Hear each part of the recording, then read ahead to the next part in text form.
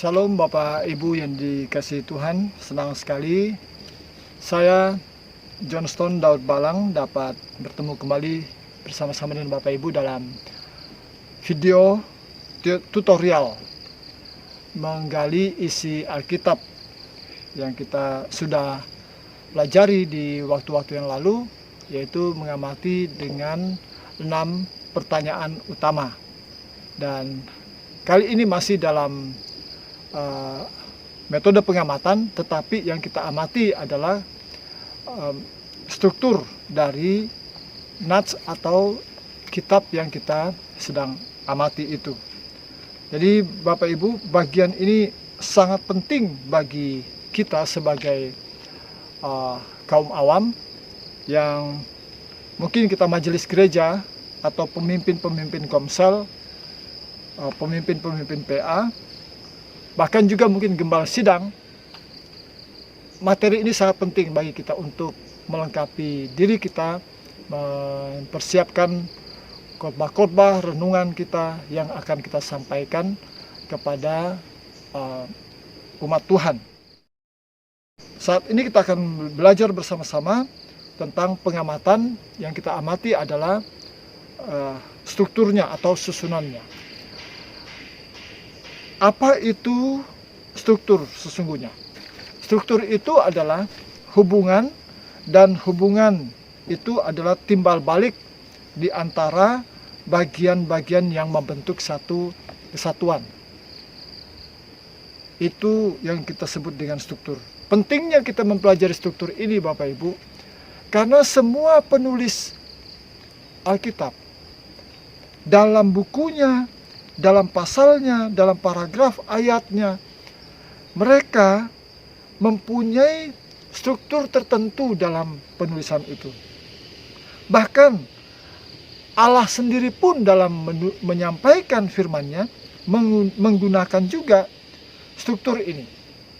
Nah, itu sebabnya kita sebagai pelajar terhadap firman Tuhan itu tidak boleh mengabaikan struktur itu. Jadi tujuan kita dalam mempelajari struktur ini adalah untuk mencari fakta-fakta apa yang dinyatakan Allah di dalam teks itu, dalam nats itu, yang perlu kita pelajari dan untuk kita lakukan.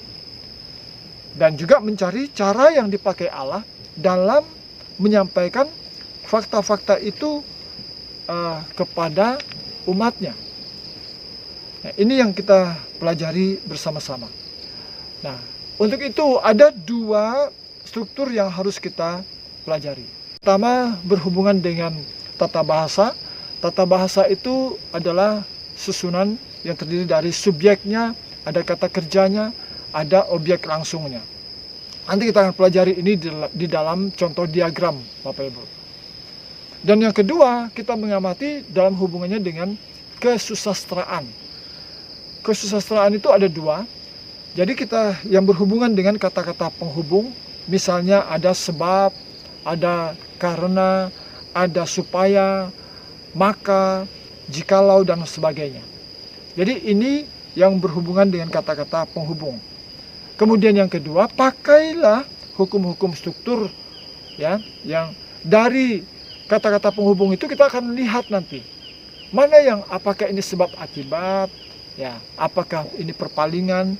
Jadi kata-kata penghubung ini penting untuk kita perhatikan juga, karena itulah yang menjelaskan tentang strukturnya, ya.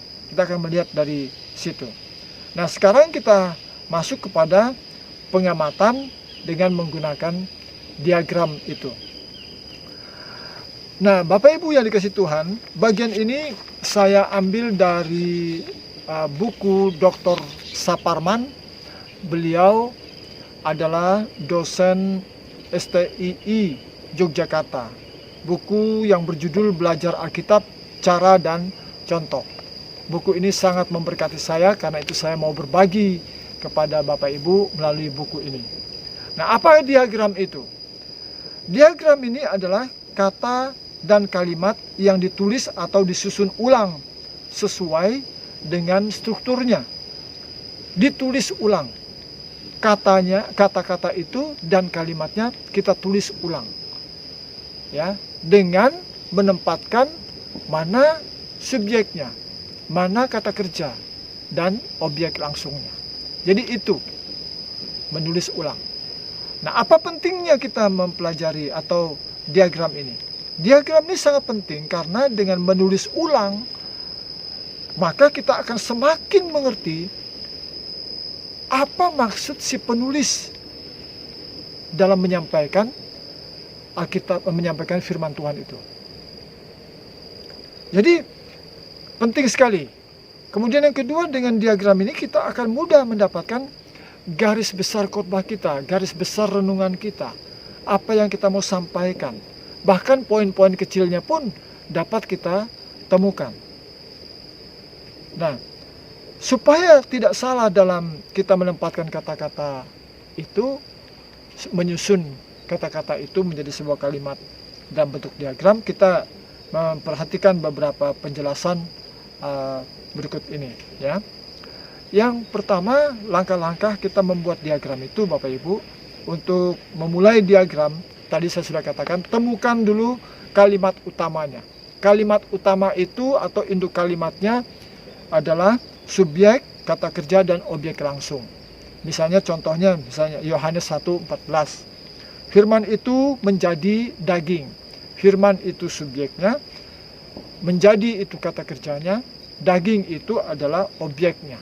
Jadi ini contoh kalimat utama atau induk kalimat yang perlu kita perhatikan. Itu dulu yang harus kita cari, ya. Kemudian yang kedua adalah tempatkan kata-kata penjelas pada tempat. Kalau kata penjelas itu menjelaskan kata benda, letakkan dia di bawah kata benda. Ya, kata itu menjelaskan kata benda, ya taruh dia di situ. Kemudian kata sifat diletakkan di bawah kata benda. Misalnya orang kaya. Orang kaya, orang itu kata benda, kaya itu sifat. Jadi diletakkan, kata sifat diletakkan di bawah kata benda. Bisa juga kata benda sering dipakai sebagai semacam kata sifat, ya, ditaruh di bawah. Firman Tuhan misalnya seperti itu. Nah, kemudian kita bisa bertemu juga ada frase verbal, ya. Sering ada frase yang memiliki ide-ide atau ide kerja atau tindakan yang menjelaskan kata benda. Misalnya hikmat yang tersembunyi. Jadi hikmat itu kata benda, yang tersembunyi itu ide verbalnya. Nah, seperti ini seringkali nanti kita akan bisa menemukan model seperti ini, ya. Kemudian kata benda, ya, kadang-kadang kata benda dijelaskan dengan kata depan. Ya. Kadang-kadang kata benda dijelaskan oleh kata depan. Kata bendanya nasi. Di warung. Di itu kata depan. Jadi kita bisa lihat di situ, ya. Nah, kata depan biasanya menjelaskan kata kerja juga. Ya. Jadi kata itu diletakkan di bawah kata yang dijelaskan. Di dalam dia. Ada kata di dalam dia. Allah itu subjeknya. Memilih kata kerja. Dan objek itu kita. Memilih kita. Jadi di dalam dia. Kata di itu kata depan. Diletakkan di bawah kata kerja, ya. Kemudian kata sambung koordinasi. Dan misalnya kata sambung koordinasi itu dan, tetapi, walaupun, namun, dan seterusnya. Jadi kita akan temukan ini. Itu diletakkan di antara kata atau kalimat yang mau disambung. Misalnya saja tidak binasa melainkan hidup kekal, ya, misalnya seperti itu. Tidak binasa melainkan hidup yang kekal. Jadi kata melainkan itu kata sambung koordinasi, diletakkan di antara kedua kata itu, ya. Nah, kemudian yang selanjutnya adalah kata sambung subordinasi. Kata sambung subordinasi ini misalnya karena, sebab, sehingga, dan seterusnya. Jadi diletakkan di bawah kata kerja. Diletakkan di bawah kata kerja. Misalnya contoh, Allah mengasihi dunia ini. Sehingga, kata sehingga itu subordinasi, diletakkan di bawah kata kerjanya. Kemudian kata sambung juga pada permulaan, ingat baik-baik, kata sambung pada permulaan kalimat, kalau kita temukan ini pertama kali di dalam ayat yang kita baca, ditempatkan di atas subjek. Kalau ayat itu yang kita pelajari, hanya itu saja misalnya. Ya, misalnya juga seperti dalam Roma pasal 12 ayat yang ke-1, karena itu misalnya. Kata karena itu. Jadi kok tiba-tiba dia ngomong seperti itu ya, kalau kita membahas itu. Jadi karena itu yang mana? Nah, berarti ini diletakkan di atasnya subjek ya. Jadi, contohnya juga seperti ini. Sebab ia memilih kita. Sebab ia memilih kita. Ia itu subjeknya, memilih itu kata kerjanya, objeknya kita.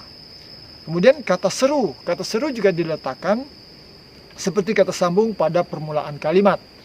Diletakkan di atasnya subjek ya. Dan kita bisa melihat di sini hai suami, dikatakan hai suami ya, kasihilah istrimu. Jadi ini contoh-contohnya, nanti kita bisa bertemu lagi dengan contoh-contoh lain. Jadi pada dasarnya kata yang menerangkan itu Bapak Ibu diletakkan di bawah kata yang diterangkan. Itu sebabnya ada tanda panah, yang kalau kita lihat di situ ada tanda panah, itu menunjukkan atau menjelaskan ke atas, dia menjelaskan yang di atasnya. Jadi ini. Nah, susunan diagramnya seperti ini Bapak Ibu. Ini secara ringkasannya ya. Susunan diagramnya seperti ini. Ada subjek, ada kata kerja, ada objek. Kemudian di bawah subjek itu bisa letakkan kata sifat, ide verbal, atau kata depan. Sama juga dengan objek. Kok bisa sama? Di bawah subjek dan di bawah objek. Ya, tergantung dia lebih dekat kemana, lebih menjelaskan yang mana. Apakah kata sifat itu menjelaskan subjeknya, taruh dia di bawah subjek. Kalau kata sifat itu menjelaskan objeknya, taruh di bawah objeknya. Kemudian di bawah kata kerja, misalnya ada kata keterangan, kata depan, dan juga kata sambung. Dan seterusnya, seperti itu ke bawah ya. Nah, sekarang kita masuk pada hukum struktur.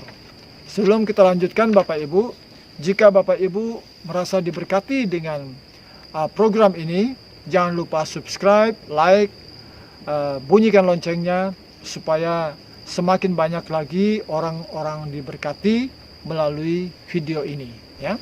Nah, sekarang Bapak Ibu kita masuk kepada hukum-hukum struktur. Kita akan melihat macam-macam bentuk hukum struktur. Di bagian ini ada kurang lebih 19, tetapi saya tidak akan menjelaskannya satu persatu. Nanti Bapak Ibu akan menggalinya. Saya hanya menjelaskan beberapa saja ya. Nah, sekarang kita akan lihat yang pertama, yaitu hukum struktur yang berhubungan dengan perbandingan atau persamaan. Misalnya Yohanes 3 ayat yang ke-8 dan ayat yang ke-14. Apa yang mau diperbandingkan di situ? Ayat 8 itu angin dan roh. Kemudian ayat 14 yang mau diperbandingkan adalah ular dan anak manusia. Jadi ini contoh perbandingan ya. Kemudian ada kontras juga. Kontras di dalam Matius 7 ayat yang ke-24 sampai 27. Melakukan dan tidak melakukan. Bijaksana dan bodoh. Ya. Kemudian tetap dan roboh. Itu yang mau dikontraskan oleh Matius 7. Kita kalau bertemu dengan ayat seperti ini, oh ini bentuknya adalah kontras. Ada sebab akibat. Itu juga di dalam Matius 7 itu sebab akibat juga. Sebab didirikan di atas batu, akibatnya rumahnya tidak roboh. Sebab didirikan di atas pasir, akibatnya rumahnya roboh. Dan itu ya. Kemudian ada pengulangan. Pengulangan itu seperti dalam Ibrani pasal yang ke-11. Ibrani pasal yang ke-11 yang diulang-ulang di situ adalah masalah iman. Karena iman. Bahkan 1 Korintus 13 pun yang diulangi di situ kasih. Jadi ada kata yang diulang-ulang. Itu bentuknya pengulangan. Kemudian sambungan. Sambungan dalam Efesus 1, 3 sampai 14 itu peranan Allah Bapa, peranan Allah Anak, peranan Roh Kudus diungkapkan di situ. Jadi kita akan lihat ya, itu bentuk sambungan. Kemudian ada juga yang berupa puncak atau klimaks ya, klimaks. Seperti dalam Roma 1 sampai Roma pasal yang ketiga. Kita akan lihat di situ. Nah, dosa non-Yahudi dikatakan pasal yang ke-1. Kemudian dosa orang Yahudi pasal yang ke-2. Dan pasal yang ketiga dosa semua orang. Jadi itu yang disampaikan di situ ya. Nah, kemudian selanjutnya nanti Bapak Ibu bisa lihat selanjutnya ada bentuknya perpalingan atau titik perubahan arah ya. Misalnya seperti dalam 2 Samuel 11 ayat 11 sampai 12 itu. Kemudian ada pertukaran yang selang-seling seperti itu. Kemudian ada bentuk kelanjutan juga. Kemudian ada yang umum ke khusus ya. Misalnya dalam Matius 6 ayat 1 sampai 4 itu apa umumnya? Umumnya itu adalah kewajibanmu. Kemudian khususnya apa? Memberi sedekah misalnya seperti itu. Itu dari umum ke khusus. Ada juga kebalikannya, dari khusus ke umum misalnya. Dalam Yakobus pasal yang ke-2 ayat yang ke-1 sampai 26 itu ya. Nanti Bapak Ibu bisa pelajari membaca itu bentuk-bentuk dalam bentuk hukum strukturnya. Kemudian kita bisa lihat juga ada penjelasan atau analisa dalam Markus 4 itu ya. Kemudian selain itu kita bisa lihat yang ke-13 adalah peningkatan pikiran. Peningkatan pikiran yang selalu menanjak seperti itu. Kemudian persiapan atau pendahuluan. Kemudian penyingkatan yang ke-15 itu, penyingkatan. Dan tanya jawab. Ya, kalau tanya jawab ini waktu Tuhan Yesus bertemu dengan orang Farisi, tanya jawab tentang pajak ya, tentang membayar pajak. Kemudian Tuhan Yesus tanya jawab lagi dengan orang Saduki yang dipersoalkan di situ tentang kebangkitan. Terus Tuhan Yesus juga bertanya jawab dengan para ahli Taurat tentang hukum yang pertama, yang utama seperti itu. Jadi ini tanya jawab bentuknya. Dan kita bisa melihat di situ. Yang ke-17 itu tentang tujuan, kemudian 18 tentang bukti, pembuktian, dan yang ke-19 itu tentang kesejajaran ya. Jadi itu macam-macam hukum-hukum struktur yang bisa kita temukan. Nanti itu digunakan pada waktu kita sudah membuat diagramnya. Nah, sekarang Bapak Ibu kita akan masuk kepada contoh. Contoh kita mengamati Yohanes 3 dengan ayat 16 dengan menggunakan diagram. Nah, ini kita sudah mulai masuk kepada praktisnya ya. Bapak Ibu menggunakan diagram sampai kita bisa menemukan garis besarnya juga ya. Nah, mulai perhatikan di sini Bapak Ibu. Ayat ini sengaja kita ambil karena ini sudah kita pakai untuk pengamatan 6PU di video yang lalu ya. Karena begitu besar kasih Allah akan dunia ini sehingga Ia telah mengaruniakan anaknya yang tunggal supaya setiap orang yang percaya kepadanya tidak binasa, melainkan beroleh hidup yang kekal. Nah, kalau kita melihat membuat diagramnya, tadi diagramnya syarat utamanya kita menemukan dulu induk kalimatnya atau kalimat utamanya. Tetapi kita membaca di sini karena begitu besar. Kata karena di kata sambung di awal ayat ini. Kalau ayat ini saja yang mau kita khotbahkan, berarti sentral kita ke sini. Sehingga kata karena itu kata sambung. Jadi kita taruh di mana dia? Oh, taruh di atas, ya. Letakkan dia sendiri di atas. Kemudian di atas apa? Di atasnya subjek. Sekarang kita mau temukan subjeknya mana, kata kerjanya mana, objeknya mana. Dan itu yang kita mau temukan sekarang. Dan itulah yang menjadi nanti kita sebut dengan kalimat utamanya, ya. Nah, sekarang kita coba lihat saja di dalam contoh ini, ya, Bapak Ibu. Dan contoh diagram pengamatan Yohanes 3:16 dengan hukum struktur. Nah, ada kata karena. Karena ditaruh di atas, sendiri di atas, kemudian Allah mengasihi dunia ini. Nah, Allah itu subjeknya, mengasihi atau kasih itu kata kerja, dunia ini itu objeknya. Kemudian ada kata yang belum masuk, kata sebagai kata penjelas. Kata penjelasnya ditaruh di mana? Dia menerangkan yang mana? Nah, kalau kita melihat di situ, begitu besar itu menerangkan kasihnya. Kasih itu yang begitu besar. Bukan dunia ini yang begitu besar. Makanya menjelaskan kasih atau mengasihi. Ya. Selanjutnya kita lihat di situ ada sehingga. Sehingga ditarik lagi ke luar sebagai awal dari pikiran ini. Kemudian ia mengaruniakan anaknya. Ia subjek mengaruniakan kata kerja, anaknya itu objek. Kemudian ada kata penjelas yang belum masuk. Kata penjelas telah, ya, telah apa? Telah mengaruniakan. Kemudian ada juga yang tunggal. Yang tunggal itu siapa? Anaknya.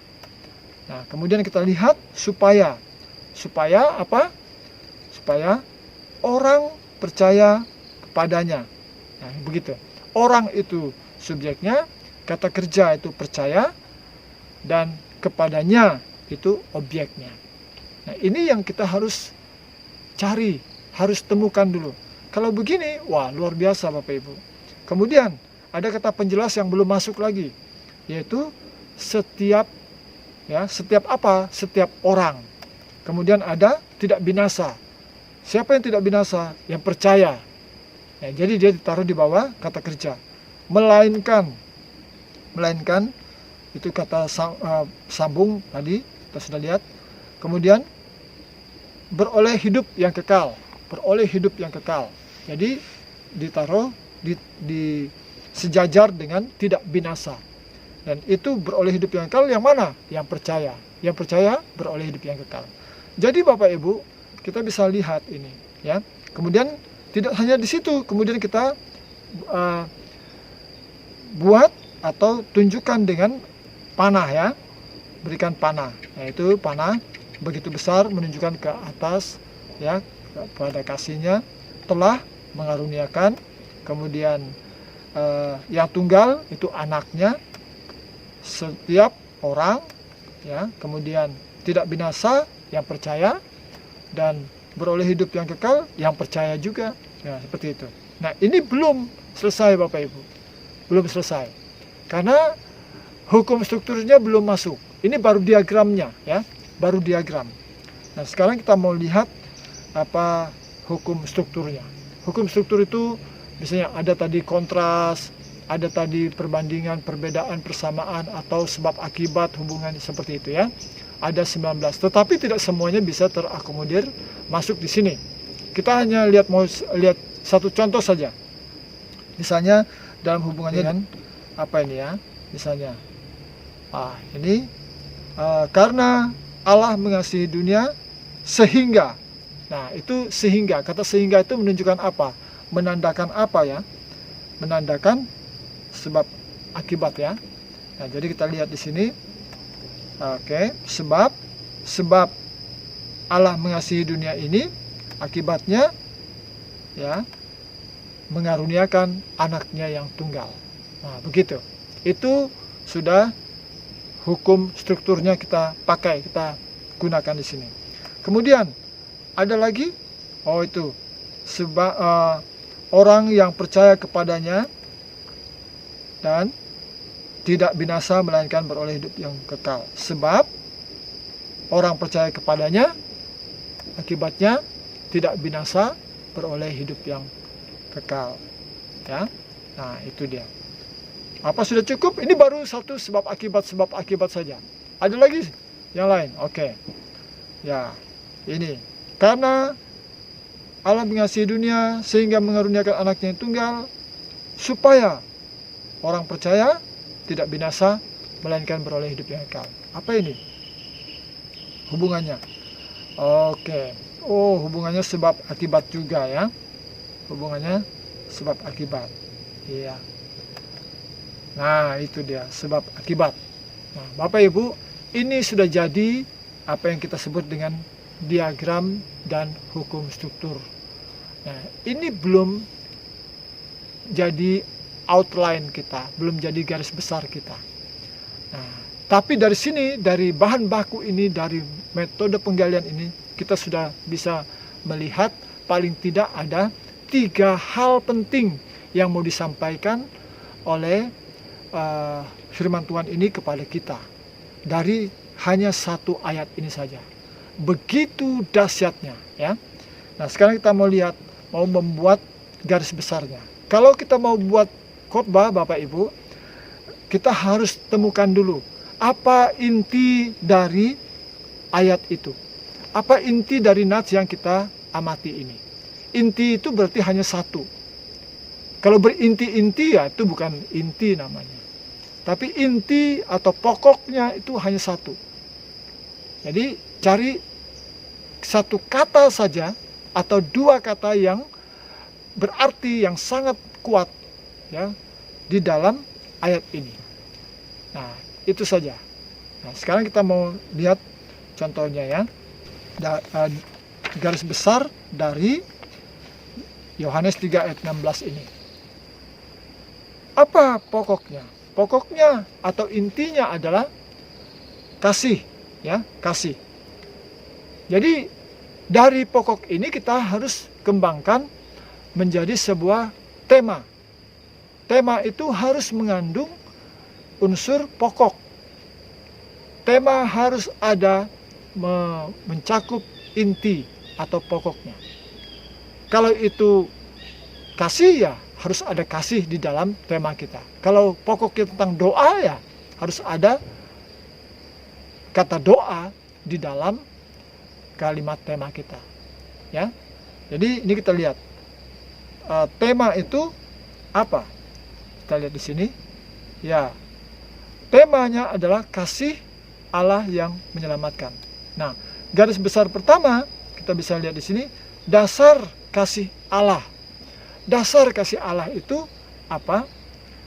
Dasarnya begitu besar kasih Allah.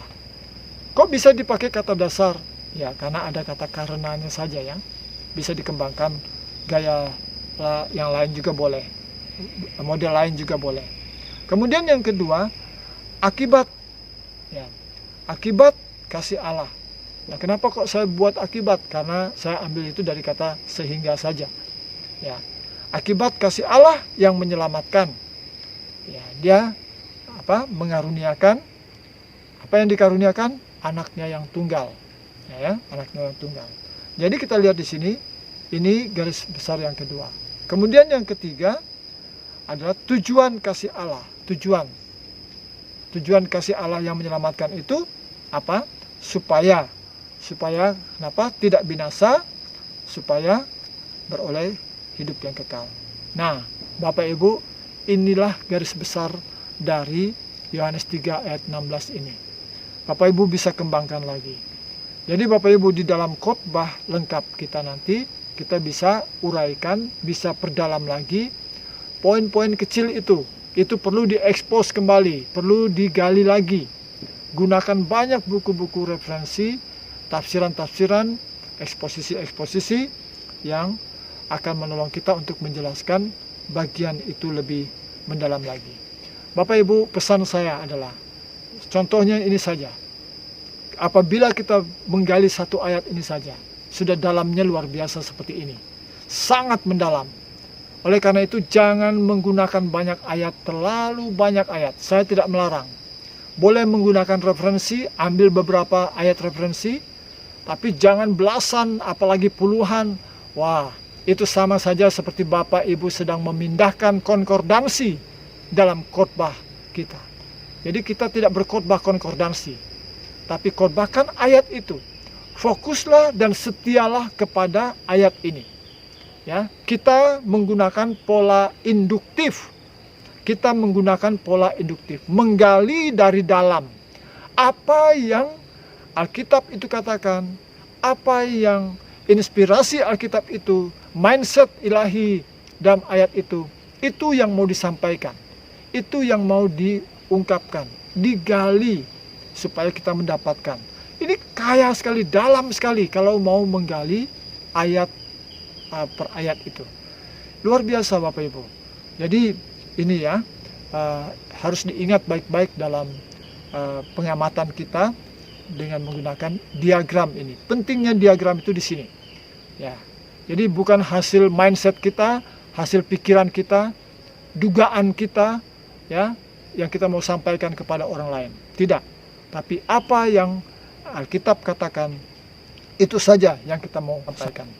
Nah, contoh yang kedua Bapak Ibu, contoh yang kedua, yaitu dari 1 Tesalonika 5 ayat yang ke-16 sampai 18. Ini diagram dan garis besarnya juga ya, yang kita mau amati.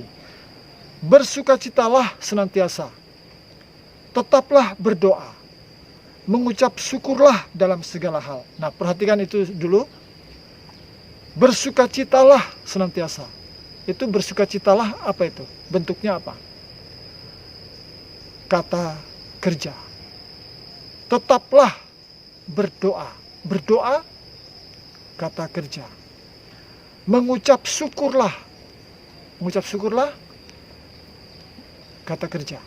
Nah, ini kita lihat di sini, kekhususan di sini, tidak ada subjeknya dan juga tidak ada objeknya. Hanya ada kata kerja. Bisa terjadi seperti itu Bapak Ibu. Oleh karena itu, kalau kita temukan seperti ini, ya tulis saja. Tulis kata kerjanya dulu, baru kata penjelasnya, senantiasa di bawahnya bersukacitalah.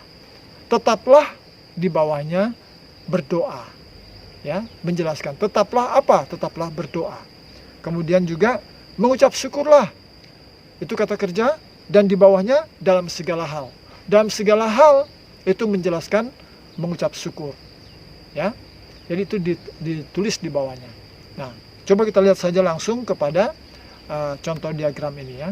Nah, di sini kita akan melihat bahwa tidak ada subjek tanpa subjek. Itu sebabnya ada silang, ada kali di situ ya. Silang. Ya, tanda tanpa subjek. Kemudian bersukacitalah senantiasa. Senantiasa, ngapain senantiasa? Ada tanda panah ke atas itu senantiasa bersukacita. Berdoa, tetaplah. Tetaplah ngapain? Tetaplah berdoa. Dalam segala hal saya berbuat apa? Mengucap syukur. Dan ya, sebab mengucap syukur itu kehendak Allah. Kehendak Allah di mana? Di dalam Kristus bagi kamu. Jadi kita bisa melihat ini dahsyat sekali Bapak Ibu. Luar biasa. Satu ayat ini saja kita uraikan, kita perdalami. Jadi induktif Bapak Ibu, ingat baik-baik, induktif. Setialah kepada, galilah dari dalam ayat Alkitab itu ya. Itu yang kita mau sampaikan kepada orang lain. Jadi kita perhatikan di sini garis besarnya adalah temanya. Misalnya kita buat saya, bisa saja Bapak Ibu temukan tema lain juga, boleh ya. Kehendak Allah bagi orang percaya. Apa kehendak Allah bagi orang percaya? Yang pertama, selalu bersukacita. Nah, kemudian senantiasa, itu uraikan. Bapak Ibu bisa temukan kata senantiasa. Arti senantiasa itu dari mana? Dari kamus bahasa Indonesia, dari kamus bahasa asli Alkitab ini, bahasa Yunani, atau dari tafsiran lainnya. Boleh seperti itu. Jadi pakai sumber-sumber lain ya, yang ditulis oleh para pakar teologi itu. Kemudian kehendak Allah bagi orang percaya. Apa kehendak Allah? Selalu berdoa. Tetaplah. Kata tetaplah itu apa hanya satu kali, atau hanya dua kali, atau hanya sewaktu-waktu? Tetapi kata tetaplah berdoa. Nah, itu perlu digali, perlu dicari, perlu diekspos ya Bapak Ibu. Kemudian yang ketiga, kehendak Allah bagi orang percaya itu yang ketiga, selalu mengucap syukur dalam segala sesuatu. Itu kehendak Allah, mengucap syukur itu. Nah, ini yang perlu diekspos Bapak Ibu, digali secara mendalam. Nanti ada tambahan-tambahan lagi kalau di outline garis besar khotbah yang lebih lengkap itu, misalnya kita tambahkan pendahuluannya, perlu ada ilustrasinya, itu nanti di waktu yang akan datang kita akan coba mempelajari itu, ya. Nah, Bapak Ibu, ada yang ingin saya mau supaya Bapak Ibu coba di rumah, latihan di rumah, yaitu amati ayat di bawah ini, 3 Yohanes, ya, ayat yang ke-11, ya, 3 Yohanes ayat yang ke-11 atau satu karena itu hanya satu pasal, ya. 3 Yohanes ayat 11 itu. Amati, coba pelajari, latihan, buat hukum diagramnya, buat hukum strukturnya, dan buatlah garis besarnya. Ada pokoknya, ada temanya, dan temukan garis besarnya, ya. Itu yang bisa kita pelajari pada kesempatan ini. Dan sekali lagi, jangan lupa subscribe, like, dan bunyikan lonceng supaya semakin banyak orang lain diberkati melalui program ini, dan kita menjadi berkat bagi mereka semuanya. Terima kasih Bapak Ibu yang dikasihi Tuhan. Sampai bertemu di video-video yang lainnya. Tuhan Yesus memberkati. Shalom.